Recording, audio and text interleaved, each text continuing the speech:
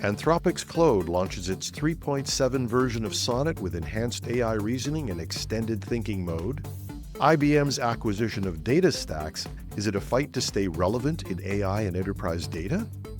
Could Elon Musk's chainsaw kill the Chips and Sciences Act? And Microsoft CEO Satya Nadella is urging caution amid AI hype. Welcome to #Trending. I'm your host, Jim Love. Let's get into it.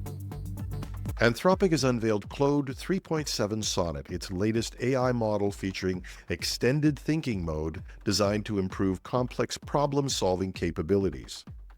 This feature allows the AI to engage in deeper, more reflective reasoning processes according to Anthropic, and it aims to provide more nuanced and accurate responses. Claude 3.7 Sonnet combines rapid response generation with the option for extended detailed reasoning within a single system. This flexibility enables users to choose between quick answers and more thorough reflective outputs based on their needs. For Pro subscribers, this mode allows the AI to self-reflect before responding, enhancing performance in tasks requiring complex reasoning, such as mathematics, physics, and coding. Users can adjust the thinking budget, and this is quite clever, to balance response time and depth. You can specify the number of tokens to be used, apparently. Anthropic has introduced a limited preview of Claude Code as well, an AI-powered tool designed to assist developers with coding tasks directly from their terminal. This feature aims to streamline coding workflows by providing intelligent, context-aware assistance. Anthropic admits that it's focused on some aspects to the expense of others, perhaps, particularly in creative tasks for more nuanced creative content. And some reports suggest that while it's done this, ChatGPT-o1 may be faster in logical or mathematical puzzles. This could be a sign that Claude is focusing its advantage in specific user segments, especially as ChatGPT and others move into the areas like coding that Claude has reportedly excelled at. Developers and professionals engaged in complex coding or analytical work may find the extended thinking mode particularly beneficial, as it allows for deeper exploration of intricate problems. Whether it will be enough to stem OpenAI's new move into these areas remains to be seen. IBM. Hard to believe that they were once an undisputed leader in artificial intelligence with milestones like Deep Blue's chess victory and Watson's Jeopardy win. But now they appear to be scrambling to maintain relevance in an AI-driven world dominated by generative AI players. IBM's latest move is acquiring DataStax, a company specializing in open source and NoSQL database technology, reportedly to shore up its Watson X platform and hopefully appeal to corporations struggling to manage vast amounts of data.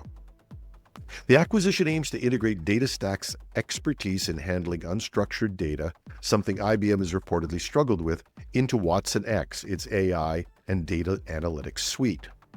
DataStax is best known for its work with Apache Cassandra, a highly scalable open-source NoSQL database used by major enterprises, although DataStax has had some controversies in the open-source community.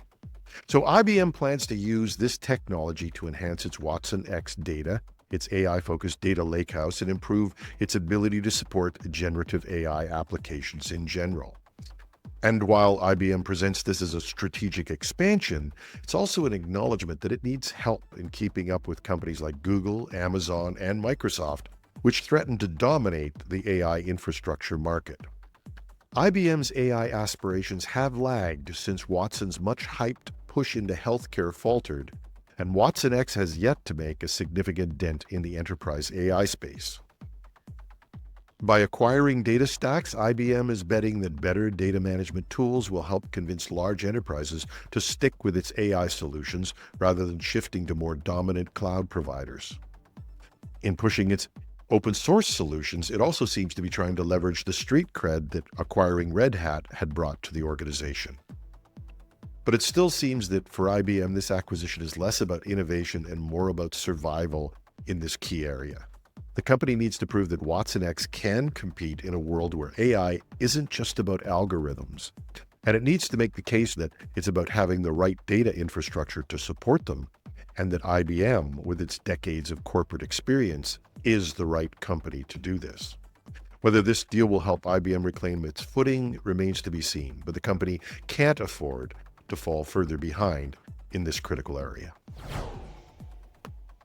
The CHIPS and Sciences Act, designed to revitalize U.S. semiconductor manufacturing with $39 billion in subsidies, is encountering significant challenges due to recent policy decisions and organizational changes. The National Institute of Standards and Technology, or NIST, which many IT professionals rely on for the world-respected technology standards, is also responsible for overseeing the disbursement of CHIPS Act funds.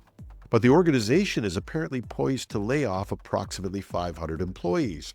These layoffs primarily affect probationary staff, which means that newer staff, most of which were hired specifically to manage the CHIPS Act initiatives, will be let go. The reduction in personnel raises concerns about NIST's capacity to effectively administer the program and allocate funds to the semiconductor companies. And don't forget, the revival of Intel is one of these programs. So, the current administration is reviewing existing CHIPS Act agreements, signaling potential delays in fund disbursement. This reassessment may lead to renegotiation of terms, particularly those added during the previous administration, which had requirements for unionized labor and affordable childcare. Companies like Intel and TSMC, which have been significant beneficiaries under the Act, face uncertainty as these policies changes unfold. And while TSMC is certainly going nowhere, barring an attack from China, Intel is on the ropes and probably pretty dependent on this funding. So the combination of staffing reductions at NIST and potential policy shifts introduce uncertainty for semiconductor manufacturers relying on the CHIPS Act support. It's not a secret that Donald Trump would like to bury this huge achievement of his predecessor and replace it using tariffs instead of subsidies. But that's a tough game to work. It could take the length of Trump's presidency to get a new plant up and running. So if he threatens tariffs, can't do it right away, so maybe the companies will just kick that can down the road. Or if he did implement tariffs immediately, Trump would increase the price of all the computing hardware, including industry and consumer electronics. Not likely to make him popular and probably not great for the American economy. Microsoft CEO Satya Nadella is urging a more measured perspective on artificial intelligence, emphasizing a need for tangible economic benefits over speculative excitement. Now, despite Microsoft's significant investments in AI, including a substantial partnership with OpenAI, chalked up at a value of more than about $12 billion and about $80 billion committed to new infrastructure, Nadella is highlighting that AI's true value should be reflected in global productivity and economic growth. Sounds pretty practical.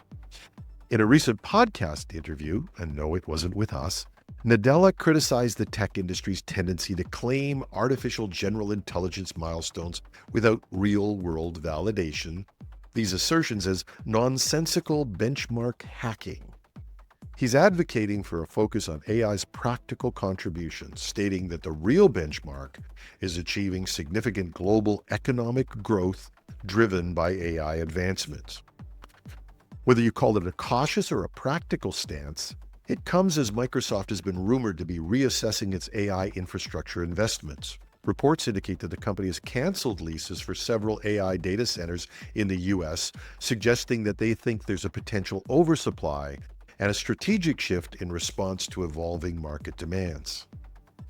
Nadella emphasizes the importance of aligning AI development with actual customer value rather than expanding infrastructure based on speculative needs.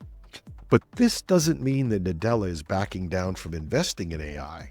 When he was questioned about Elon Musk's comments that the $500 billion Stargate project doesn't have the funds, Nadella is reported to have said to a CNBC reporter, "All I know is I'm good for my $80 billion." Now, he's not exactly singing Tom Petty's hit, "I Won't Back Down," but Nadella seems to be determined to thread the needle between hype and down-to-earth practicality. Probably not a bad idea.